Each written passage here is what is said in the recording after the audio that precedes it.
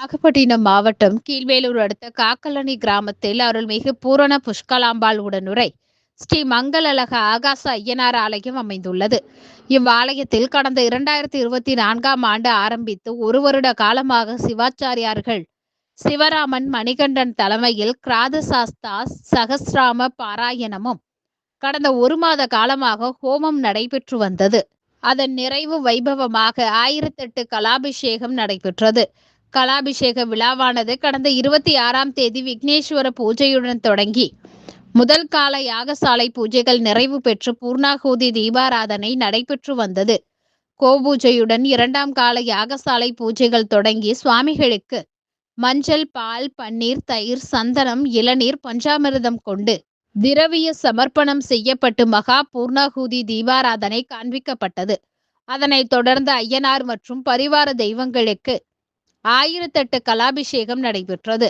தொடர்ந்து மங்கள வாத்தியங்கள் முழங்க சிவாச்சாரியார்கள் சுமந்து வந்த புனித நீரை கொண்டு வேத மந்திரம் ஒழிக்க மூலவருக்கு சிறப்பபிஷேகம் செய்யப்பட்டு மகா தீபாராதனை காண்பிக்கப்பட்டது. இதில் சுற்றுவட்டார கிராமங்களை சேர்ந்த திரளான பக்தர்கள் பங்கேற்று சாமி தரிசனம் செய்தனர்.